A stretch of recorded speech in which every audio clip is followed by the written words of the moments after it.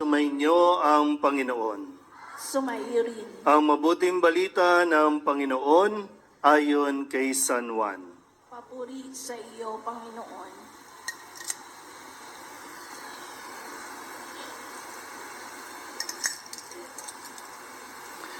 Bisperas na ng Paskwa. Alam ni Jesus na dumating na ang panahon ng kanyang paglisan sa sanlibutan ito upang bumalik sa Ama. Mahal niya ang kanyang mga tagasunod na nasa sanlibutan. At ngayoy ipakikita niya kung hanggang saan ang kanyang pag-ibig sa kanila. Naghahapunan si Jesus at ang mga alagad. Naisilid na ng dyablo sa isip ni Judas, anak ni Simon Iscariote, ang pagkakanulo kay Jesus. Alam ni Jesus na ibinigay na sa kanya ng Ama ang buong kapangyarihan.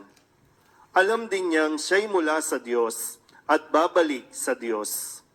Kaya't nang sila'y naghahapunan, tumindig si Jesus, naghubad ng kanyang panlabas na kasuotan at nagbigkis ng tuwalya. Pagkatapos, nagbuhos siya ng tubig sa palanggana at sinimulang hugasan ang paa ng mga alagad at punasan ng tuwalyang nakabigkis sa kanya. Paglapit niya kay Simon Pedro, tumutol ito. Panginoon, sabi niya, di yata't kayo pa ang maghuhugas ng aking mga paa. Sumagot si Jesus, hindi mo nauunawaan ngayon ang ginagawa ko, ngunit mauunawaan mo rin pagkatapos. Sinabi sa kanya ni Pedro, hindi ko po pauhugasan sa inyo ang aking mga paa. Kung hindi kita uhugasan, wala kang kaugnayan sa akin, tugon ni Jesus. Kaya't sinabi ni Pedro, Panginoon, hindi lamang po ang mga paa ko, kundi pati ang aking kamay at ulo.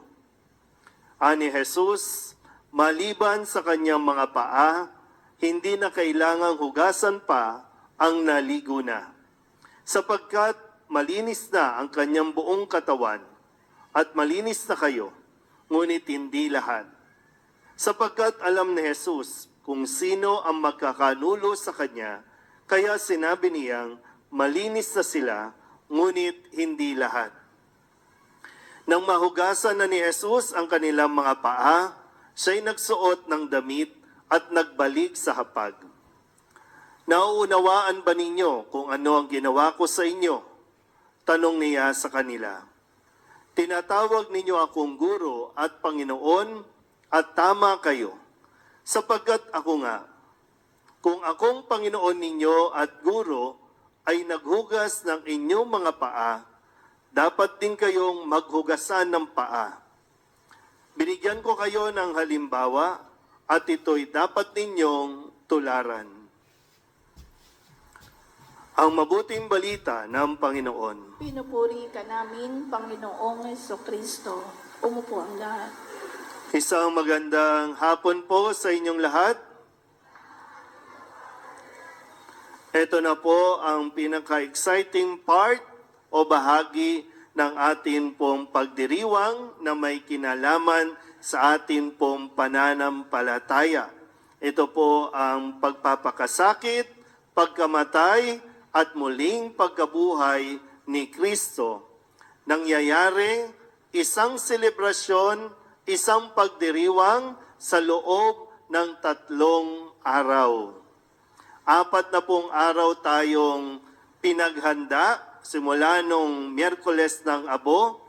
5 linggo tayong nagninilay sa bawat pinupuntahan ni Jesus upang mas maipakilala sa atin kung sino si Jesus at kung ano ang gagawin ng Panginoon para sa atin. At ngayon, Huwebes Santo, 17.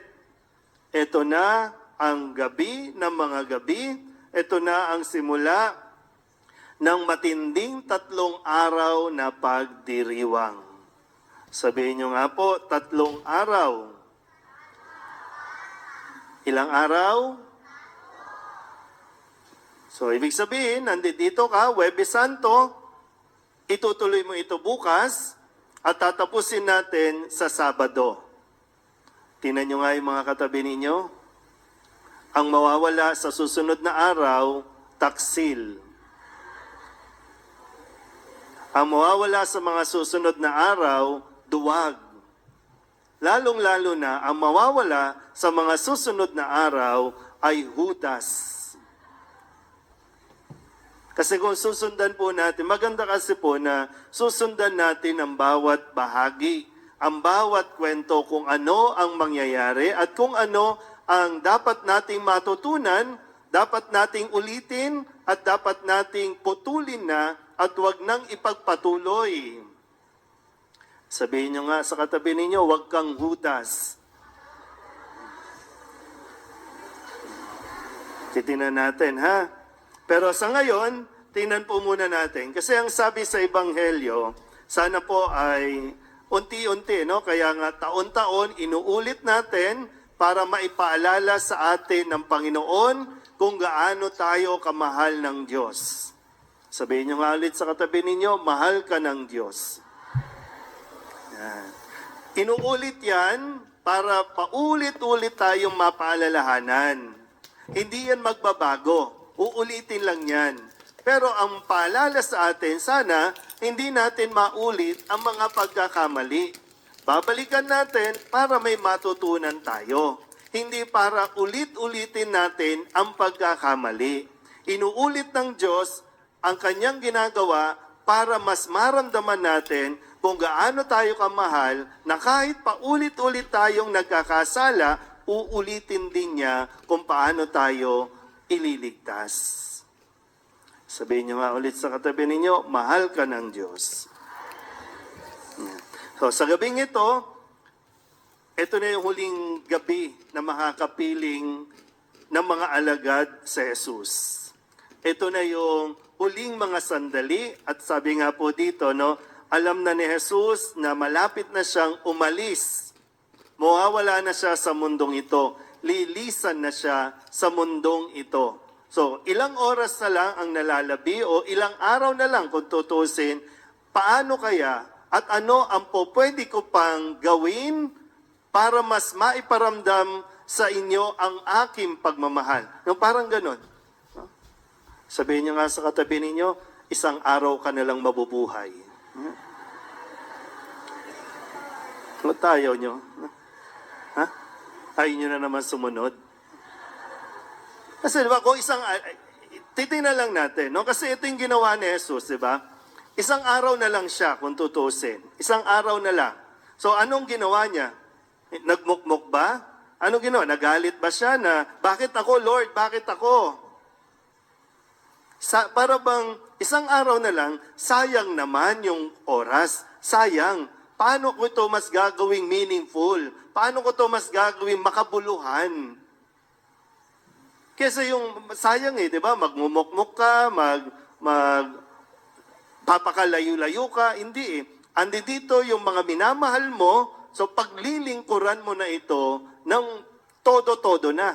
Level up na natin to. Lahat na. Ibibigay na natin ito.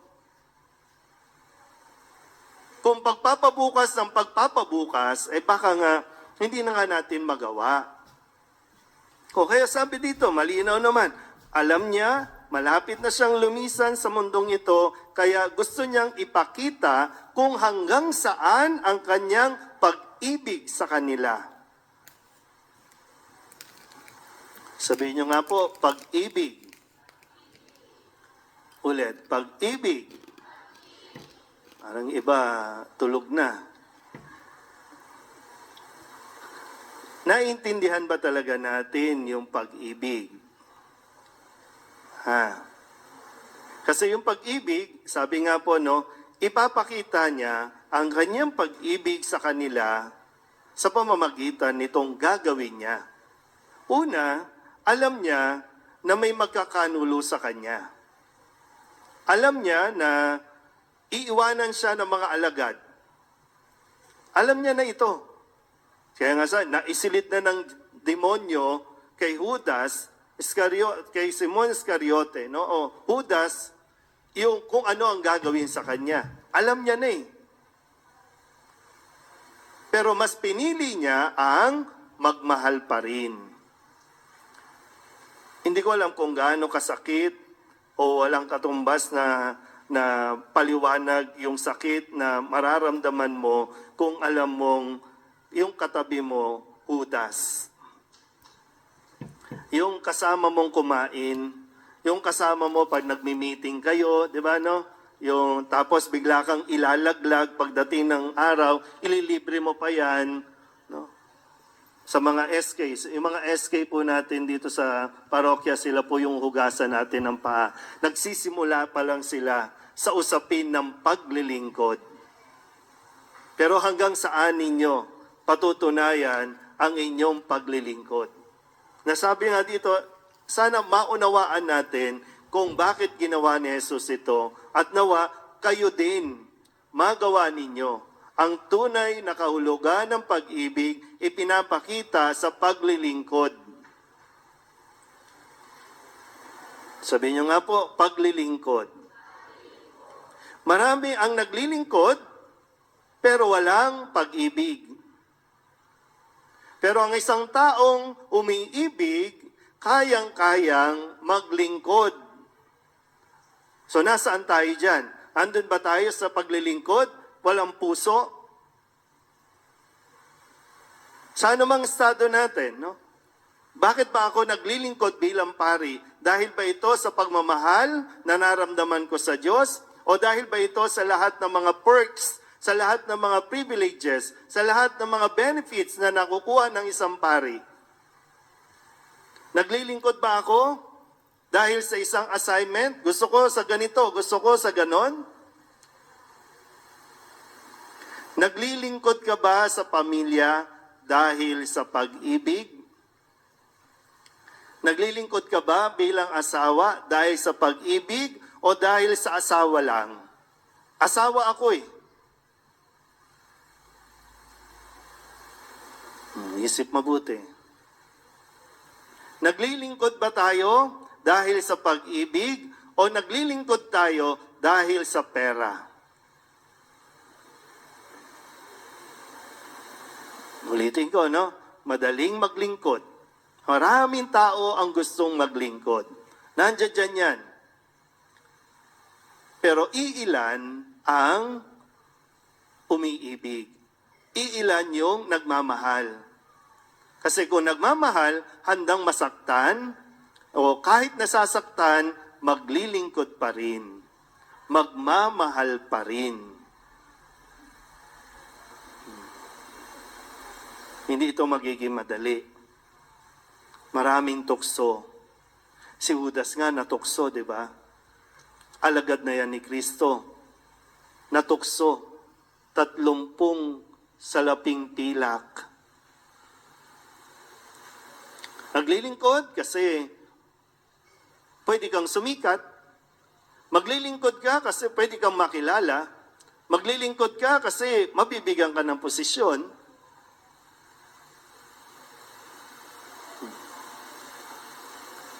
Kaya, tingnan natin mabuti, no? Kasi ang sabi, ipinakita ni Jesus yung tunay na kahulugan ng pag-ibig at sana maunawaan natin ito. Ano ba yung humahadlang sa atin para lubusan natin maintindihan at maipakita na yung ginagawa natin paglilingkod ay dahil sa pag-ibig? Ano yung mga ginawa ni Kristo na ipinaliwanag dito? Detalyado, no? Sabi niya dito, no? Naghubad siya ng panlabas ng kasuotan, nagbikis ng tuwalya, kumuha ng palanggana, tubig, hinugasan at pinunasan ng mga paa ng kanyang mga alagad. So, ano ba yung mga nasa atin na nahihirapan tayong hubarin? Kung kaya't hindi natin nakikita na ang paglilingkod dapat natin ay nanggagaling sa pag-ibig. Ano ba sinisimbolo ng mga kasuotan? Tingnan nyo nga yung mga damit ng katabi ninyo. Sige na, tingnan nyo na. Huwag kayong mahiya. No? Konti lang tayo dito. Branded ba? Branded? Divisoria brand. Pero sa mga kasuotan natin, no, ay sumisimbolo din yan ng katayuan mo sa buhay. At pagka minsan yung mga katayuan natin sa buhay, yan ang umahad lang para talaga tayo makapaglingkod. Bakit ko gagawin yan? Bakit ako maglilinis ng kalye? Graduate yata ito. Bakit ako maghuhugas ng plato?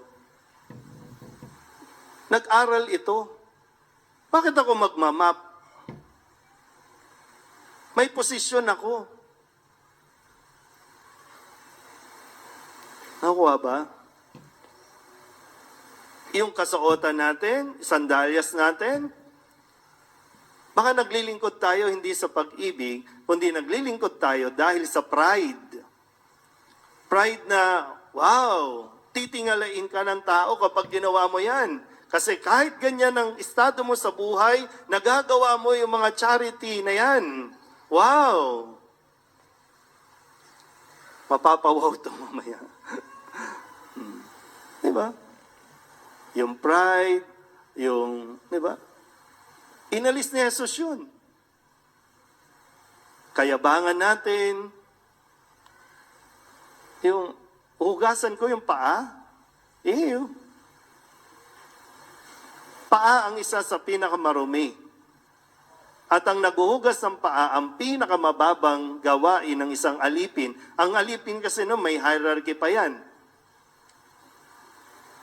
May alipin na tagahawak ng baso, may alipin na tagasalin, may alipin na tagatikim ng pagkain para kung malason yung hari, siya ang malalason.